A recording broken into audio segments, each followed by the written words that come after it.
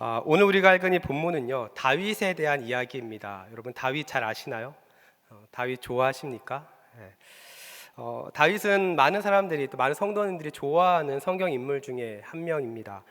다윗은 어린 시절 우리가 잘 알다시피 골리앗을 쓰러뜨렸고요. 그리고 이스라엘 왕으로서 많은 사람들에게 존경과 인정을 받았던 인물입니다. 그리고 다윗은 하나님 마음에 합한 자라고 하는 별명도 가지고 있었죠. 그래서 많은 사람들은 이 다윗을 좋아합니다. 미국에 가보면 영어 이름을 데이빗으로 하는 또 많은 또 미국인들도 있습니다. 그런데 오늘 본문은 이런 우리의 기대와는 정반대의 모습을 우리에게 보여주고 있습니다.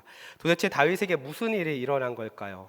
이 부분을 알려면 사무엘하 12장 말씀을 함께 보아야 하는데요. 사무엘하 12장 말씀을 보면 나단 선지자가 이 다윗에게 비유의 메시지를 전하기 시작합니다. 이런 비유였습니다. 소와 양을 많이 가진 부자가 있었습니다. 그리고 양이 한 마리밖에 없는 가난한 자가 있었습니다. 어느 날 한 행인이 이 부자를 찾아오게 됩니다. 이 당시 문화로 보면요, 손님이 왔을 때 그 손님을 잘 환대하는 것이 굉장히 중요했습니다. 그리고 부자로서 그 손님을 잘 환대하는 것은 부자가 가지고 있는 책임 요소 중에 하나였죠. 그런데 부자는 자신이 가지고 있었던 양이나 소를 잡는 것이 아니라 이 가난한 자가 가지고 있었던 그 한 마리의 양을 뺏어서 이 손님을 대접하기 시작을 합니다.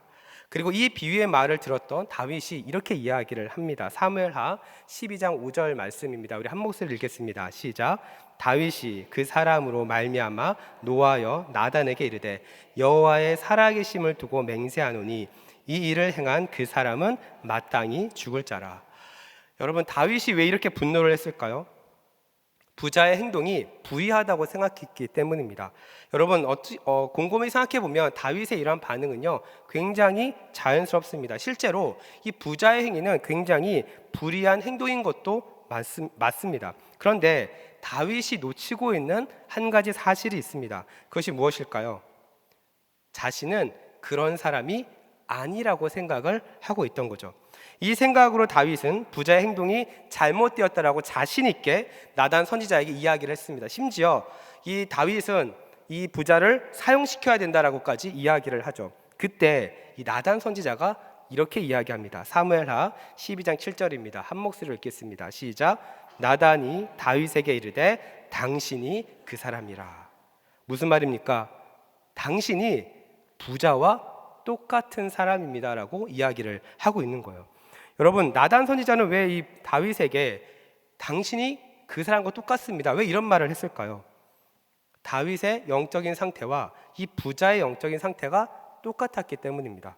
부자의 영적인 상태는 어땠을까요? 가장 먼저 이 부자는요, 다른 사람에 대한 공감 능력이 전혀 없었습니다. 사무엘하 12장 4절 말씀을 보면 부자는 자기가 가지고 있는 소와 양에 대해서 굉장히 아낀다라고 성경은 이야기를 하고 있어요. 여러분, 내 것이 귀하면요, 다른 사람 것도 귀한 겁니다. 그런데 부자는요, 내 것만 귀한 것으로 여기고 있죠. 여러분, 은혜 받은 사람에게 나타나는 특징이 하나 있습니다. 그것은 무엇이냐면 공감 능력이 굉장히 높아진다는 거예요. 그래서 은혜를 받은 사람은요, 모든 것이 용서가 됩니다. 모든 것이 용납이 됩니다. 왜냐하면 하나님 아버지의 마음으로 세상을 보기 때문이죠. 자신의 죄에 대해서 십자가에 달리신 그 예수님을 생각하면 주님의 마음으로 다른 사람의 잘못도 용서가 되는 겁니다. 그리고 모든 사람은 하나님 형상으로 지음받았다는 사실을 알기 때문에 사람을 함부로 대하지 않습니다. 오히려 한 영혼을 천하보다 귀하게 여기시는 그 주님의 마음을 가지고 주변 사람을 굉장히 귀하게 여기기 시작을 하죠. 그 결과 은혜 받은 사람은요, 하나님의 마음을 공감하게 되고요, 이 공감이 신앙의 열매로 이어져서 믿음이 점점 성숙해져 가는 겁니다. 반대로 하나님 마음에 대한 공감이 없으면 어떻게 될까요? 자기밖에 보이지 않습니다. 이것을 잘 보여주는 것이 탕자의 비유에 나오는 첫 번째 아들입니다. 탕자가 아버지의 재산을 다 잃어버리고 아버지에게 돌아갔을 때 첫째 아들은 다음과 같이 이야기를 합니다. 누가복음 15장 28절과 29절입니다. 한 목소리를 읽습니다. 시작. 그가 노하여 들어가고자 하지 아니하거늘 아버지가 나와서 권하되 아버지께 대답하여 이르되 내가 여러 해 아버지를 섬겨 명을 어김이 없거늘 내게는 염소 새끼라도 주어 나와 내 벗으로 즐기게 하신 일이 없더니. 여러분, 첫째 아들은요, 화가 났습니다. 왜 화가 났을까요? 자기한테는 그렇게 해준 적이 단 한 번도 없다고 생각했기 때문이죠. 그래서 동생을 위한 잔치에 들어가지도 않습니다. 왜냐하면 이 맏아들, 첫 번째 아들의 그 마음은 아버지의 마음과 철저히 지금 분리되어 있기 때문에 그렇습니다. 다윗도 마찬가지였어요. 부자가 가난한 자를 공감하지 못하는 것처럼, 첫째 아들이 이 아버지의 마음을 공감하지 못하는 것처럼, 다윗은 자신의 충신이었던 우리아를 전혀 공감하지 못하고 있었던 겁니다. 그래서 부자가 이 가난한 사람의 그 한 마리의 양을 뺏어버린 것처럼 자신의 충신이었던 우리아의 아내 밧세바를 자신의 아내로 지금 뺏어버리는 겁니다. 그리고 가장 중요했던 한 가지, 다윗의 마음 가운데 하나님 아버지의 마음이 전혀 없었던 겁니다. 사랑하는 우리 성도 여러분, 자, 그렇다면 우리는 다를까요? 우리의 모습은 어떻습니까? 신앙생활 오래 할수록 시간이 지나면서 주님 마음에 더 깊이 공감하고 주님 마음을 닮아가야 하는데 언제부턴가 마음이 굳어지기 시작합니다. 우리도 이 첫째 아들처럼 아버지의 마음과 분리되기 시작할 때가 점점 생기는 거죠. 여러분 잘 한번 생각해 보실까요? 처음 은혜 받을 때 어떻습니까? 말씀 한 구절에도 눈물이 납니다. 찬양 시작하면 다 부르지도 않았는데 막 눈물이 앞을 가리기 시작을 합니다. 누가 작은 실수를 해도 다 이해가 됩니다. 그럴 수 있죠. 다 이해가 됩니다. 마음의 넉넉함이 생깁니다. 그런데 언제부턴가 다른 사람의 실수가 눈에 들어오기 시작합니다. 그 실수에 본인이 민감하게 반응하기 시작합니다. 어떻게 저럴 수 있지? 교회 다니는 사람이 어떻게 저럴 수 있지? 라는 생각들이 점점 내 마음 가운데 들어오기 시작합니다. 그리고 나의 기준으로 다른 사람의 옳고 그름을 판단하기 시작합니다. 이런 일들이 일어나는 거예요. 여러분 다윗도요, 곰곰이 생각해 보면요, 처음에는요 그냥 양을 치는 목자였죠. 그리고 어떻습니까? 하나님을 찬양하는 그냥 소년이었습니다. 골리앗을 향해 믿음으로 담대히 나아갔던 믿음도 가지고 있었습니다. 그런데 왕이 되고 나서 보니까 어떻습니까? 모든 권력을 갖게 되자 사람을 보는 눈이 달라지기 시작합니다. 충신이었던 우리아가 보이지 않고요, 밧세바는 그냥 갖고 싶은 여인으로만 보이기 시작을 했던 겁니다. 이런 마음이 생기는 원인은 무엇이라고요? 다윗이 왕이 되기까지 그 다윗을 인도하시는 하나님의 은혜를 그는 잃어버렸기 때문에 그렇습니다. 그래서 그는 하나님의 마음보다 자신의 기준으로 판단하기 시작했고, 왕으로서 자신의 권력을 이용해서 다른 남자의 아내를 자신의 여자로 취했던 겁니다. 사랑하는 성도 여러분, 우리도 마찬가지입니다. 신앙의 연륜이 깊어질수록 은혜의 깊이가 더해져야 하는 것이 맞지만 어느새부턴가 나도 모르게, 우리도 모르게 겉과 속이 달라지는 신앙생활을 할 때가 있습니다. 다윗처럼 우리도 사람을 대하는 시선이 달라지고요, 자신의 기준으로 신앙생활하면서 하나님과의 마음이 멀어질 때가 생긴다는 거죠. 그래서 여러분, 우리는 우리 자신에게 계속해서 질문해야 합니다. 나는 나의 영적인 상태가 어떠한지, 정말 내가 하나님의 마음을 공감하면서 신앙생활을 하고 있는지, 내 마음 가운데 주님의 마음이 있는지를 우리는 항상 점검해야 합니다. 만약 이 부분을 생각했을 때 우리 자신에 대해서 답변할 수 없다고 한다면, 여러분, 나단 선지자가 다윗에게 하나님의 마음을 전한 것처럼 여러분을 향한 주님의 말씀이 들리기를 주님의 이름으로 축복합니다. 그리고 다윗이 하나님 앞에 멈추었던 것처럼 우리도 하나님 앞에 멈춰진 은혜가 있기를 축복합니다. 그리고 오늘 본문 시편 51편의 말씀을 우리의 말씀으로 받을 수 있어야 돼요.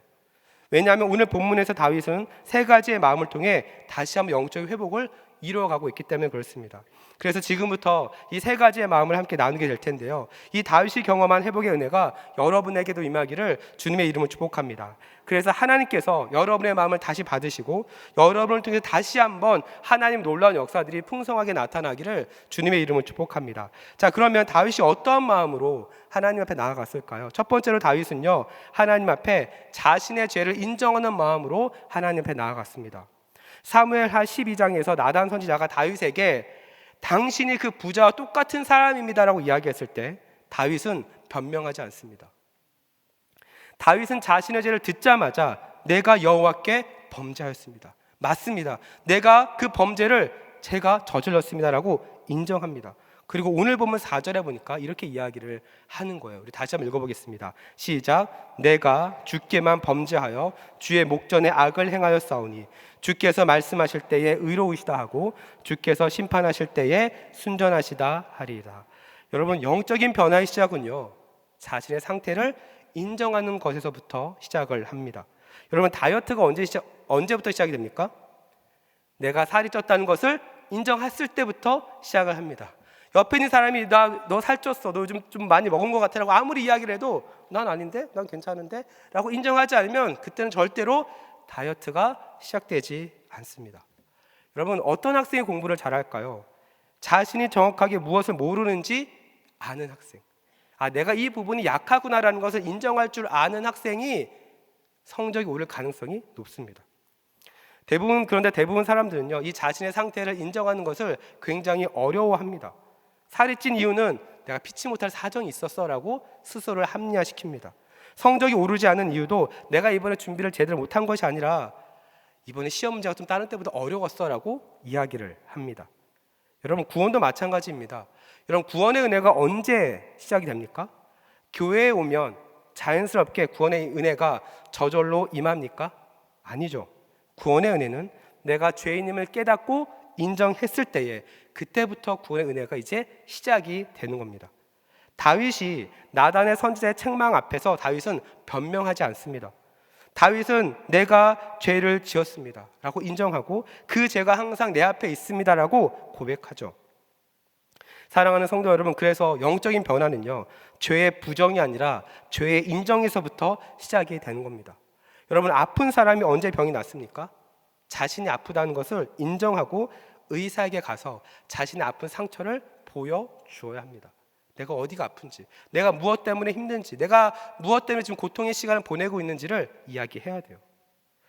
일본의 도자기 복원 기술 중에 킨즈기라고 하는 기술이 있다고 합니다. 보통은 도자기가 깨지면 다시 새 걸로 교체를 하죠. 그런데 이 킨즈기는 깨진 흔적을 아름다움의 일부라고 생각을 한다고 해요. 그래서 그 깨진 부위에 금가루를 이렇게 넣는다고 합니다. 그리고 그 금가루를 붙여서 복원하는 방식을 이 킨즈기라고 하는데요. 이 킨즈기가 이렇게 도입된 이 그릇은 원래 작품보다 훨씬 더 고가로 취급을 받는다고 합니다. 왜냐하면 그 깨짐을 정직하게 드러내서 이 불완전하지만 이 가운데서도 아름다움을 찾아내는 그 정신이 이 작품에 더 투영되기 때문에 더 비싼 가격에 팔린다고 합니다. 여러분, 우리의 신앙생활도 마찬가지입니다. 우리가 하나님 앞에 죄를 저질렀을 때 하나님은 우리의 죄를 감추기보다 그 죄를 인정하고 고백하는 자리에 순금보다 더 귀한 예수 그리스도의 보혈로 우리를 덮어주시는 분이십니다. 아무리 교회를 오래 다니고 기도를 많이 하고 성경을 많이 읽어도 자신의 죄를 가지고 하나님 앞에 나오지 않는 사람은 참된 변화를 경험하기가 어렵습니다.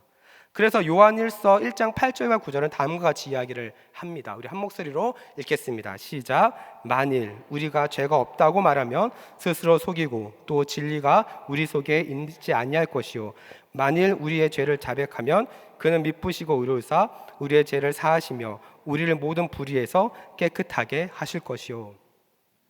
여러분, 회복이 언제 일어난다고요? 진리를 통해 우리의 죄가 드러날 때입니다. 그리고 그 죄를 인정했을 때에 비로소 용서와 회복의 은혜가 시작이 되는 거죠. 진리를 통해 죄가 드러났을 때에 예수 그리스도의 보혈의 피로 죄 사함을 받고 은혜의 연구를 통해서 우리는 회복을 경험하기 시작을 하는 겁니다. 저는 이 본문을 계속해서 묵상하면서 안타까운 한 사람이 생각이 났어요. 바로 사울 왕입니다. 여러분, 다윗 전에 이제 사울이 왕이었잖아요. 이 사울 왕이 처음으로 왕으로 세워졌을 때는 굉장히 좋은 평가를 받았습니다. 인정도 받았습니다. 키도 크고요, 외모도 준수했고 겸손한 사람이라고 하는 평가를 받았죠. 하지만 사울은 두 가지 중대한 실수를 하게 됩니다. 첫 번째는 블레셋과의 전투에서 사무엘을 무시하고 자신이 직접 제사를 드리게 되죠. 그리고 두 번째는 무엇입니까? 아멜렉과의 전투에서 생명 있는 모든 것을 다 죽이라는 명령을 받았지만 자신이 좋아 보이는 것을 몰래 남겨둡니다. 이러한 사울의 모습에 대해서 하나님께서는 사울을 왕으로 세운 것에 대해서 후회하신다라고 말씀을 하고 계셨죠. 왜냐하면 사울은 자신의 죄를 인정하지 않았고 오히려 자기 합리화를 했기 때문에 그렇습니다. 사무엘상 15장 20절과 21절에 이 내용이 이렇게 기록이 되어 있습니다. 우리 한 목소리 읽겠습니다. 시작. 사울이 사무엘에게 이르되 나는 실로 여호와의 목소리를 청종하여 여호와께서 보내신 길로 가서 아멜렉 왕 아각을 끌어왔고 아멜렉 사람을 진멸하였으나 다만 백성이 그 마땅히 멸할 것 중에서 가장 좋은 곳으로 길갈에서 당신의 하나님 여호와께 제사하려고 양과 소를 끌어왔나이다 하는지라. 사울 왕이 지금 어떤 태도를 보이고 있습니까? 그는 끝까지 자신의 잘못을 인정하지 않습니다. 자신은 끝까지 하나님 말씀을 순종했는데 백성들이 양과 소를 가지고 온 겁니다 라고 이렇게 이야기를 하고 있죠. 지금 자신의 잘못을, 자신의 책임을 백성들에게 지금 전가하고 있는 겁니다. 여러분, 다윗도 나단의 선지자의 말을 했을 때에 죄를 숨길 수 있었습니다. 아니면 왕의 권위를 사용해서 나단 선지자를 그냥 죽여버릴 수도 있습니다. 하지만 다윗은 자신의 죄를 감추기보다 자신의 죄를 즉시 인정했습니다. 핑계대지 않습니다. 사실 다윗은 밧세바 사건 말고도요, 군대 사령관 요압에게 인구조사를 시킵니다. 그런데 이 또한 하나님이 원하시는 일이 아니었어요. 그러나 이때도 다윗은 어떻게 할까요? 핑계대지 않습니다. 자신의 죄를 인정하면서 하나님 앞에 용서를 구하게 되죠. 사랑하는 우리 성도 여러분, 여러분은 여러분의 죄를 하나님 앞에 얼마나 인정하면서 신앙생활을 하고 계십니까? 여러분, 회개할 죄가 없어서 회개하지 않는 것이 아닙니다. 솔직히 말씀을 드리면 살아가는 데 있어서 크게 불편함이 없으면 죄를 지어도요 그냥 무시할 때가 많아요. 당장 내 삶에 큰 불편이 없는 거죠. 다윗이 하나님 마음에 합하다라고 하는 이 별명이 붙은 것은 다윗이 완벽하기 때문이 아닙니다. 오히려 매번 넘어져도 자신의 죄를 인정하면서 나아갈 때 용서해 주시는 그 하나님의 마음을 다윗은 알고 있었던 거예요. 사랑하는 여러분, 하나님은요 죄 없는 사람을 찾으시는 것이 아닙니다. 예수님도 의인이 아닌 죄인을 부르러 왔다고 말씀을 하셨죠. 하나님은 완벽한 사람이 아니라 죄를 인정하는 사람, 그 죄를 가지고 하나님 앞에 나오는 사람을 하나님은 기뻐하시는 겁니다.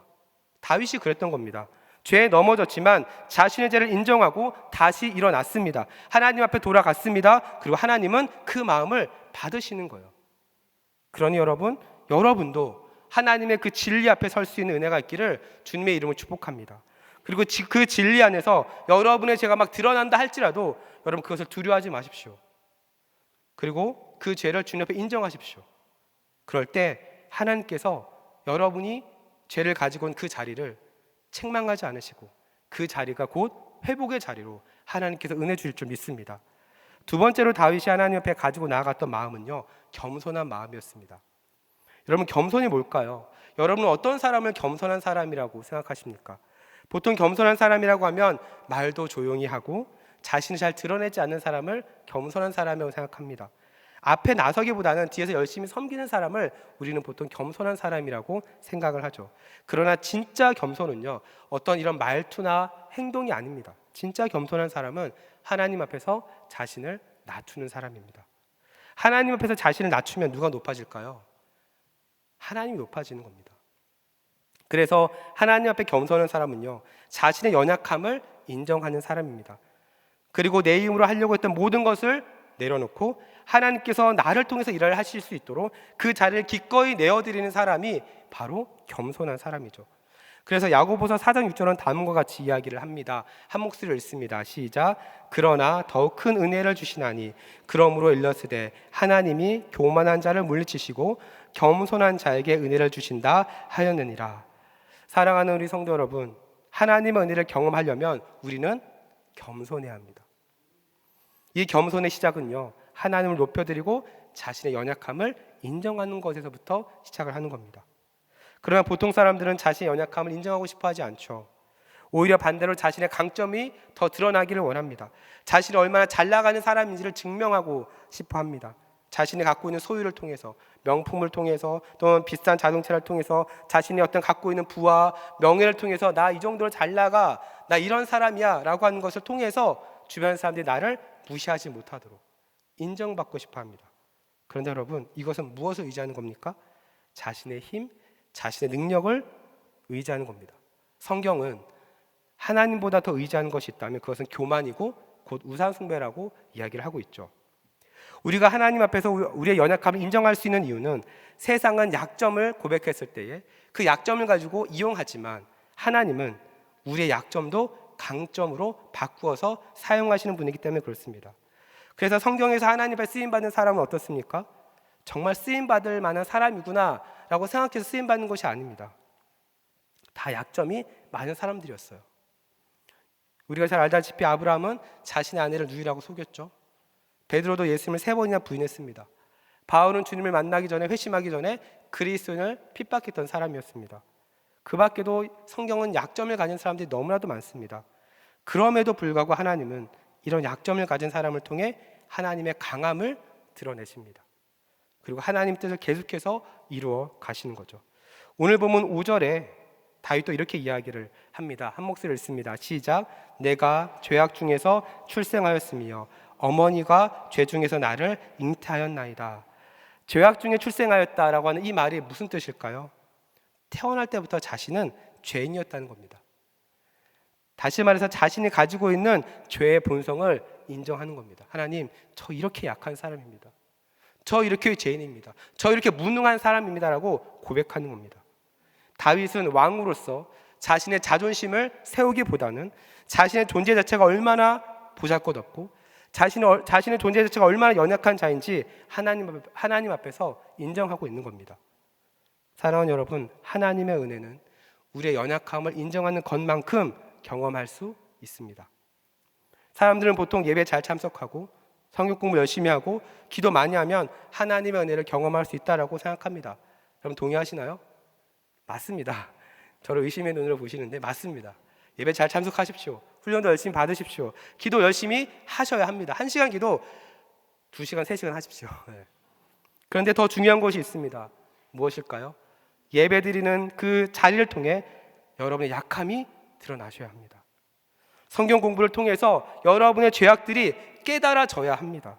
기도를 통해 우리의 연약함들을 계속해서 하나님 앞에 드려져야 합니다. 그럴 때 은혜가 시작이 되는 거예요. 이 부분에 대해서 영국의 청교도 신학자였던 존 오웬은 그리스도인의 상호와 연결해서 다음과 같이 설명합니다. 하나님의 은혜는 인간의 의지와 상호작용하며 신자가 자신의 약점을 인정하고 죄의 죽임을 선택할 때에 더욱 효과적으로 역사합니다. 하나님의 은혜가 어떻게 역사한다고요? 성도가 자신의 약점을 인정했을 때에, 그리고 죄의 죽임을 선택했을 때에 은혜가 더 효과적으로 나타난다고 합니다. 사랑하는 우리 성도 여러분, 하나님은요 여러분의 연약함을, 여러분의 약점을 다 알고 계십니다. 여러분, 우리는 우리 자신을 안다고 생각하지만요 우리 자신은 잘 몰라요. 그래서 우리는 매번 고민하지 않습니까? 뭘 먹어야 되지? 무슨 옷을 사야 되지? 오늘 어디로 여행을 가지? 우리는 끊임없이 고민합니다. 우리가 우리 자신을 알면 우리는 고민할 필요가 없죠. 그냥 하면 됩니다. 그런데 여러분, 우리는 우리 자신을 잘 몰라요. 우리가 무엇 때문에 힘들어하는지, 우리가 무엇 때문에 고민하고 있는지를 솔직히 잘 모릅니다. 그런데 하나님은 우리를 아시죠. 우리가 무엇 때문에 힘들어하는지, 우리가 무엇 때문에 고민하고 있는지 우리 하나님은 다 알고 계십니다. 그런데 하나님이 원하시는 건 뭘까요? 그것을 가지고 주님께 나오기를 원하십니다. 우리 하나님은요 여러분이 무엇 때문에 전전긍긍하고 있는지, 무엇 때문에 심령이 약해져 있는지, 그리고 무엇이 하나님과 여러분 사이를 가로막고 있는지를 우리 하나님은 다 알고 계십니다. 그러니 여러분, 하나님 앞에 숨기지 마십시오. 하나님 앞에 숨길 수 있는 건 아무것도 없습니다.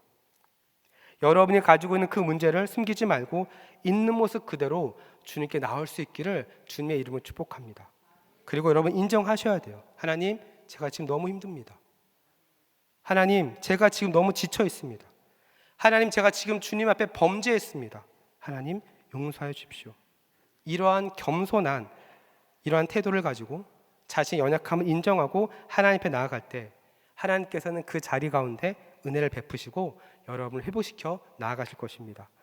마지막 3번째로 다윗은요 하나님 앞에 구원의 기쁨을 회복해달라는 마음으로 하나님 앞에 나아갑니다. 오늘 보면 12절입니다. 한 목소리를 읽겠습니다. 시작. 주의 구원의 즐거움을 내게 회복시켜 주시고 자원하는 심령을 주사 나를 붙드소서. 여러분, 왜 다윗은 구원의 즐거움을 회복시켜 달라고 기도했을까요? 자신이 지은 죄 때문에 하나님과의 관계가 단절되었기 때문에 그렇습니다. 그래서 우리가 읽은 시편 51편을 자세히 보면요, 가장 많이 반복되어지는 단어가 죄라고 하는 단어입니다. 여러분, 죄는 어떤 특징이 있습니까? 하나님과 여러분 사이를 가로막습니다. 그래서 신앙생활의 핵심은 하나님을 가까이 하는 거예요. 어떻게 해서든지 주님께 붙어있는 사람이 신앙생활을 잘하는 겁니다. 시편 73편에서 보면 하나님을 가까이 함이 복이다라고 이야기를 해요. 왜냐하면 하나님이 여러분에게 주시는 기쁨을 모두 누릴 수 있기 때문에 그렇습니다. 하나님을 가까이 함이 복입니다. 근데 여러분, 죄는 어떤 특징이 있을까요? 뺏어가는 특징이 있습니다. 은혜를 빼앗고요, 하나님 주신 기쁨을 빼앗습니다. 다윗은 죄를 범하고 나서 단지 죄책감만 느낀 것이 아니에요. 그의 기도가 막혔고요, 하나님 앞에 담대함은 사라졌고요, 하나님과의 교제가 단절되었습니다. 그래서 다윗은 하나님 앞에 기도하는 거예요. 오늘 보면 10절 말씀입니다. 함께 읽습니다. 시작. 하나님이여, 내 속에 정한 마음을 창조하시고 내 안에 정직한 영을 새롭게 하소서. 다윗은 구원의 기쁨을 회복하기 위해서 두 가지를 하나님 앞에 간구합니다. 첫 번째는 정한 마음이고요, 두 번째는 정직한 영입니다. 여기서 말하는 정한 마음은요, 깨끗한 마음을 이야기하고요, 정직한 영은 견고한 심령을 이야기합니다. 다윗이 이 마음을 하나님 앞에 고백한 이유는 그의 마음이 깨끗하지 못했고 견고함이 무너져 있는 상태였기 때문에 그렇습니다. 실제 다윗은 밧세바를 자신의 아내로 취하는 죄를 저질렀음에도 불구하고 아무런 죄책감을 느끼지 않을 정도로 마음이 완악했죠. 거짓을 하나님 앞에 범죄를 했음에도 불구하고 아무런 마음에 꺼리낌이 없었습니다. 그만큼 그의 마음은 깨끗하지 못했다는 이야기입니다. 여러분, 골리앗을 쓰러뜨렸을 때 마음에 비하면 굉장히 지금 마음이 굳어져 있는 상태입니다. 여러분, 우리도 오랫동안 계속해서 신앙생활을 하다가 반복해서 계속해서 죄를 지으면요, 아무런 죄책감을 느끼지 못하는 경우들이 생깁니다. 예를 들어 이런 겁니다. 예배를 드릴 때 처음에는 절대 주일에 빠지지 말아야지, 주일날 꼭 와서 예배 드려야지 라고 생각을 하는데 한두 번 빠지기 시작을 하다 보면 마음의 중심에서 예배가 밀려나도 아무런 죄책감이 들지 않습니다. 그래서 다음 세대 자녀들 경우 시험 기간에 예배를 빠져도 어쩔 수 없다, 시험 기간에 어떻게 하니, 이런 마음으로 신앙생활을 한 경우들이 많습니다. 또한 음란물을 보거나 습관적인 거짓말이나 어떤 이런 것을 해도 처음에는 죄책감을 갖다가도 시간이 지나면 어떻게 될까요? 자기 합리화를 하기 시작합니다. 그래서 마음이 굳어있는 사람의 특징은요, 다 나름대로 이유가 있어요. 이유가 없는 사람이 없더라고요, 보니까. 이러한 죄가 계속해서 반복되다 보면요, 죄에 대한 민감도가 떨어지기 시작합니다. 민감도가 떨어지면 자기 합리화로 이어지고요, 그리고 자기 합리화가 곧 하나님에 대해서 무감각하게 만드는 겁니다. 그래서 히브리서 3장 13절은 다음과 같이 이야기합니다. 우리 한 목소리 읽습니다. 시작. 오직 오늘이라 일컫는 동안에 매일 피차 권면하여 너희 중에 누구든지 죄의 유혹으로 완고하게 되지 않도록 하라. 아멘. 여러분, 죄의 유혹으로 완고하지 않도록 하라. 여러분, 죄는요, 우리도 모르게 찾아옵니다. 그러니까 죄라고 하는 것이 우리에게 찾아올 때는 우리를 그냥 무섭게 하고 죄라고 쓰여진 상태에서 우리에게 찾아오지 않습니다. 우리가 아담과 하와를 보면 알다시피 보암직하고 먹음직하고 지혜롭게 할 만큼 탐스럽게 옵니다, 죄라는 것이. 그런데 그것을 먹을 때 어떻게 됩니까? 그 먹는 순간 우리의 마음 가운데 자기 합리화가 생깁니다. 자기 합리화가 생기면서 어떻게 될까요? 또 먹는 거예요. 우리는 엄밀히 말하면 우리는 눈에 보이지 않는 선악과를 계속해서 따먹고 있는 겁니다. 그러면서 맛있으니까, 재밌으니까 이걸 통해서 자기 합리화를 하는 거죠. 사랑하는 여러분, 습관이 영성이다라고 하는 말도 있고 책도 있습니다. 좋은 습관은요, 믿음을 키우지만 잘못된 습관은요, 회개를 미룹니다. 그래서 결국 하나님 없이 살아도 된다는 착각을 하게 만들죠. 여러분은 어떠한 영적인 습관을 반복하고 계신가요? 만약 여러분 안에 하나님과 멀어지게 만드는 죄의 습관을 가지고 있다면 여러분, 오늘 이 저녁 모든 죄의 습관이 끊어지기를 주님의 이름으로 축복합니다. 이 맥락에서 다윗은 굉장히 독특한 표현으로 회복의 은혜를 하나님 앞에 구하고 있어요. 바로 깨끗한 마음을 창조해달라고 하는 표현입니다. 깨끗한 마음을 달라고 구하지 않습니다. 하나님, 제 마음을 깨끗하게 해주세요라고 구하지 않습니다. 깨끗한 마음을 어떻게 해달라고요? 창조해달라고 이야기합니다. 오늘 본문의 이 창조하다라고 하는 동사는 하나님이 천지를 창조하실 때 사용하셨던 이 단어 바라크입니다. 하나님의 창조는 어떠한 특징이 있을까요? 무에서 유를 창조하는 창조입니다. 그리고 모든 것의 시작점이 되죠. 다윗이 깨끗한 마음을 창조해달라고 하는 것은 자신의 능력으로는 자신의 마음이 깨끗해질 수 없다는 겸손한 고백입니다. 내 힘으로는 도저히 내 마음이 깨끗해질 수 있는 요소가 단 하나도 없는 겁니다. 오직 하나님만이 자신의 마음을 깨끗하게 하실 수 있다라고 하는 믿음의 고백인 거죠. 사랑하는 우리 성도 여러분, 우리도 마찬가지입니다. 우리가 넘어지고 죄에 빠질 때 우리가 하는 회개는 단순히 죄송합니다라고 하는 어떤 반성문 같은 것이 아닙니다. 자신이 완전히 무너졌음을 인정하는 것과 동시에 오직 하나님만이 우리를 새롭게 할 수 있습니다라고 하는 그 사실을 우리는 인정해야 됩니다. 이 인정이 없으면 우리는 계속 핑계거리를 찾아요. 자기 합리화를 하게 됩니다. 어쩔 수 없었어. 여러분, 어쩔 수 없는 건 없습니다. 곰곰이 생각하면 어쩔 수 없는 건 없습니다. 다 이유가 있는 거죠. 사랑하는 성도 여러분, 오늘 본문의 하나님은요, 지금도 우리를 깨끗게 하시는 하나님이십니다. 죄로 무너진 마음, 지쳐버린 심령, 상처 입은 기억 속에서도 다시 깨끗한 마음을 우리 안에서 만들어내실 수 있는 분이 바로 우리 하나님이십니다. 그러니 여러분, 오늘 본문의 다윗의 고백, 내 속에 정한 마음을 창조하여 주옵소서라고 하는 이 고백이 여러분의 고백이 되기를 주님의 이름으로 축복합니다. 말씀을 정리합니다. 사랑하는 우리 성도 여러분, 오늘 우리는 다윗을 통해서 하나님이 받으시는 세 가지의 마음을 함께 나누었습니다. 이 세 가지의 마음은요, 거창한 어떤 결단이 필요한 것이 아닙니다. 하나님 앞에서 우리의 모습을 있는 모습 그대로 나아갈 때 거기서부터 시작이 됩니다. 만약 여러분 마음 가운데 오늘 본문의 다윗처럼 무너진 마음이 있지 않으십니까? 죄로 반복해서 무뎌진 마음, 혹은 말씀 앞에서 더 이상 감동이 없는 마음, 기도가 막히고 예배가 습관이 되면서 우리의 심령이 딱딱해져 있다면 오늘 본문의 다윗이 가졌던 이 세 가지의 마음을 기억하시면서 다윗처럼 하나님 안에서 다시 회복되어지는 은혜가 있기를 주님의 이름으로 축복합니다. 그래서 날마다 하나님과 동행하시고 하나님의 승리하시고 하나님의 은혜입니다, 하나님이 하셨습니다 라고 하는 이 믿음의 고백이 여러분의 모든 삶 가운데 풍성하게 나타나기를 주님의 이름으로 축복합니다.